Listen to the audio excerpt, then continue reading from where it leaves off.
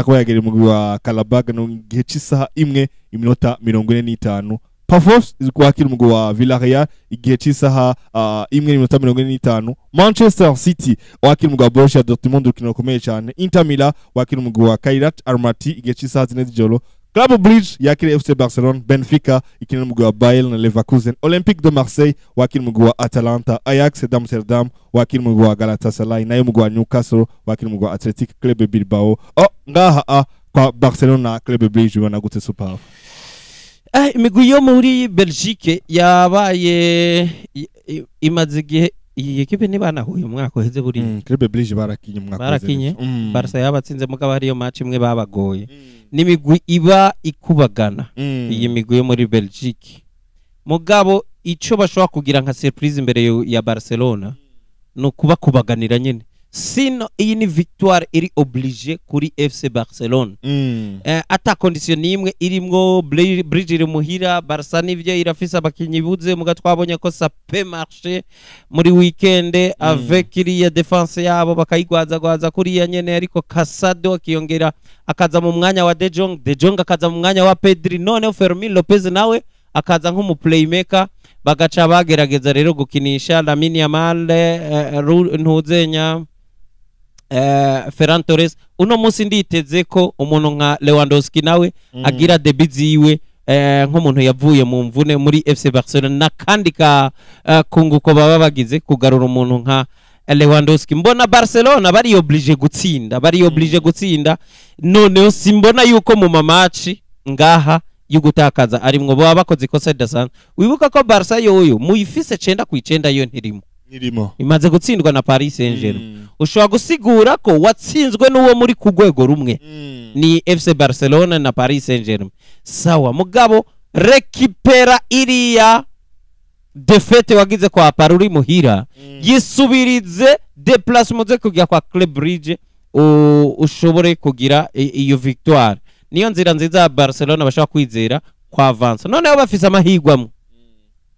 Barcelona nka kipe ikomeye iri mu zikomeye muri Champions League ubu iraharura ikabona abakomeye nkabo nabo bamaze gutakaza nukuvuga bakoresha ino opportunity mu kuvuga ngo dutsinze tuzoba tunganya na Madrid amanota tunganya na Paris Saint-Germain yari yaradutsinze tunganya na za Chelsea eka mbere na Liverpool imbere yabo basigara babona peut-être yo Arsenal na Bayern zitaratsindwa muga ivyo bisigura iki bivanye n'ibitsindo bifitiye bashaka kwisanga mu mwanya mwiza mugabo ico basabwa ca mbere no gutsinda match yande ya Club Brugge ariko ni wovuga FC Barcelona uko imisi genda turarindiriye gusubira kubona Lamine Yamal wavuzwe cyane nyuma y'ibibuga kurusha mu kibuga hagati kubera muri no minsi Lamine Yamal yumubona mu kibuga ubona kumengo ariyo performance ari ugwega ataragaruka ko hari bikogwa vya Lamine Yamal hari byo watumenyereje hariho igituma n'ivy'inyuma y'ikibuga biza bikagira inguvu ni kubera uri umukinya dasanzwe umaze kuvyereka mfise imyaka 18 hariyo continuité tukurindiriye ko nturi umukinya w'imyaka 37 kuburyo tuvuga ngo ivyo wakoze mu mwaka uheze ngo vyari vyanyuma muri kariyeri yawe ahubwo nuko wabikora tukabona kumengo urabitanguye none hari ku myaka 17 no munsi ni imyaka 18 ukora ibiri munsi ya biriya sezira cari hafi ni mu kwicumi nivyo mu kwicumi kwa mu mwaka uheze Lamine Yamal vya yaramaze gukora biratandukanye n'ubu kuko ubu harimwo n'imvune yagiye aragira muri performance ziraza zikanamusubiza inyuma gatoya ariko umaze igihe uri kuraganya gatoya uri fresh physiquement gwenda rekipera ikintu physiquement uno munsi nibaza yuko kuba umaze imisi utagira nizo mvune biri hategezwa kuza kantu kiyongera muri weekend contre Elche niwe yafunguye igitsindo cyane niwe yagitsinze nico Lamine Yamal ategezwa gusabwa mwakoze twamubona cyane mu mapasses uno mwaka twari tumwiteze kuki twari tumwiteze cyane no kubona ari implique mu bitsindo byinshi vya FC Barcelona mwakoze yarafise avantage yuko bambe uno mwaka ari akandi kantu kiyongereye amaze kuba mu bakinyi b'abasinia kubujya na penalty iboneka bakayimuha kijya n'ikimenyetso cy'uko umuntu yakuze ari mu bantu nyene ngendegwako Lamine Yamal rero buriya hamwe twabonye hari byo atangwe gukosora muri za ngeso gukorana umu agent na ekipe bakavuga ati yamara ivy'umwana adafisi wabo service se atari bumuhe kuko se turabona yuko nikigaba pe n'umuntu atacari bumarira umwana yavyaye. Reka rero twe nka ekipe ya Barcelona n'umuaja twicare turayico tumufasha. Baragerageje bamubwira yuko ategezwa kujera ivyavuga. Twari tumaze igihe Edgar match za Barcelona ziza gutangura kuba tukabona nk'aya masaha twaba dufise nka declaration zitatu Lamine yamaze kuvuga. Vyarabaye ava match yande ya Paris Saint-Germain, imatch ya Real Madrid yo karagaca mutwora bibonye, imatch nyinshi no mwana yategezwa kuvuga. Ibimenyetso vya mbere by'uko umwana yahindutse nukubu tugera saa 7:30 match za kuba saa 4 tukabona umwana aratekanya ari kategori urukino ari concentre ntari karaba au centre ya match mu buryo bw'amajambo ico asa n'uwagikemuye. Iki rero ejo bundi twumvise wa mukobwa yamaze imisa musamaza ko adahari n'umukobwa yitwa Nicky Nicole. Uriya mukobwa afise imyaka 25 18 kuri Lamine Yamal. Wewe nawe warabona yuko atakazoza. Ariko uriya mukobwa impamvu yasamaza uriya mwana yakuza mubona. Uriya mwana yakuza abona Nicky Nicole. Ni nkuko wewe Edgar. Uno munsi nk'umuntu ushobora kuba uyibona nk'umuntu asanzwe. None ukaronka ikintu kikuduza ubwo nyene. Ukisanga kuri niveau yuko wa Mona Walda wahora ubona kumbuga ukamubona nk'umukobwa mwiza w'igitangaza atari burongo uwari wewe. None uno munsi uri kugwego guko wewe wokundana nande na Mona Walda kubera wowe uvuye ahantu kuri niveau itari imwe na Mona Walda. Nakarorero ambabare nyimbo ashobora no kuvyumva ndamushize ku rwego rw'umukobwa mwiza w'igitangaza abahungu benshi bashobora kugwa mu mutego wo gukunda.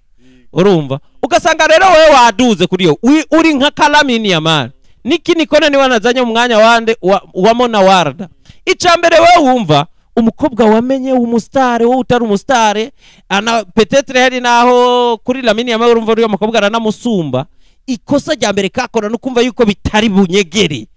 Lamine Yamal nkunda na Nicky Nicole sinda nabipostinge sinerekane ko namurishije ikirori sinerekane ko twabaye nico kibazo uyu mwana yagiye kugwamwo muguno munsi kuko Nicky Nicole n'umurapere w'umunyargentina akomeye cyane muri Espagne barakonsoma cyane ibibera muri Argentine no munya Argentine bambe urumva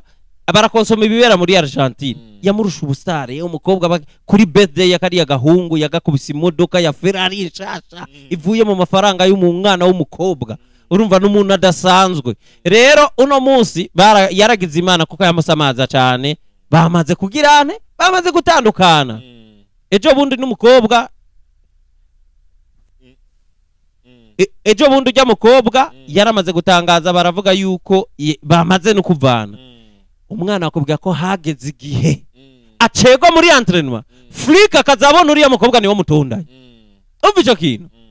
ibaze yacerewe gucegwa n'agacamutwe kuri ino niveau yiye migwi ni kintu ca mbere kidakogwa kitabaho kinafatirwa n'ingingo nyinshi. Rero uyu mwana bakazabona yizananiye nande na Sheri. None umukobwa bahora kumbuga atangwe kuzana mu bintu byo kumucereza kuki kuri entraînement byari ibintu bibi. Rero no munsi uwo mwana iyo ntambwe yateye goyebana n'uriya mukobwa kudapostinga kutagerere ivyo uwo muziki wamuvuye ko kunyo hamwe no munsi yoza Bridge ni equipe kinika kayiplanta nka triple canke double n'amapasi yiwe nk'abiri Lamine Yamal bazobasubiye kuri wa murongo umwe wa Barcelona imushakako. Aronse Lewandowski ngaho ashaka kumutsinda ivyo bitsindo ari yanture neza ba Rashford Fermin Lopez ashaka kugira ashaka kuba ahari akamufasha ku performinga neza ariko uno mwana ndabona ari umukinyi Barcelona iza kugenderako no kugira ngo ishobore kugira ico ishikako. Barca irakunda kubura Pedri kagira ibibazo muga muri weekend nabonye yuko bashaka kumusubirira bakahamubera nawe nyene kuko nawe ntibokwama baba bamwizeye ko baza kuba bamubuze uno munsi.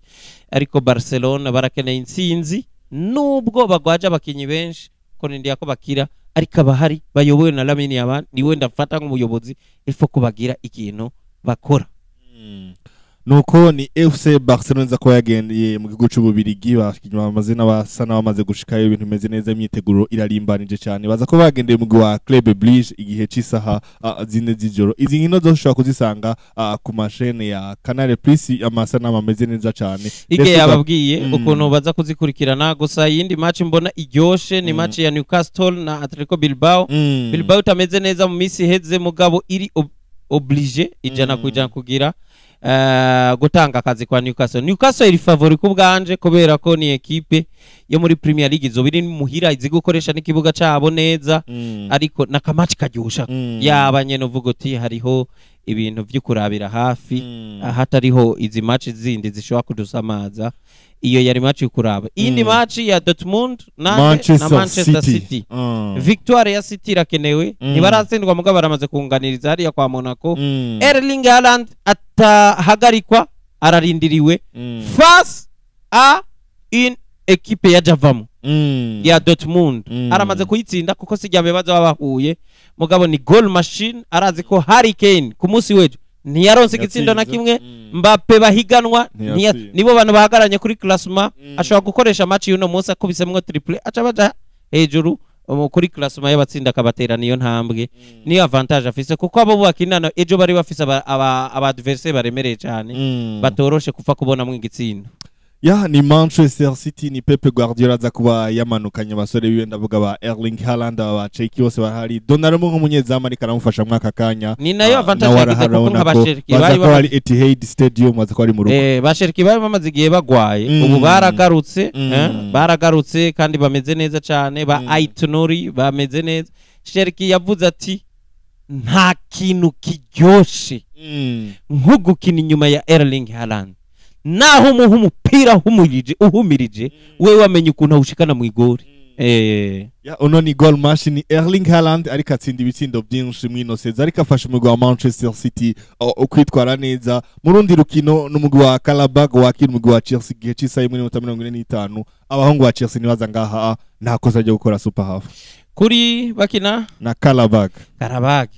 simwe hariya none bazoba bayakiri baza bayigendeye baza bayigendeye Chelsea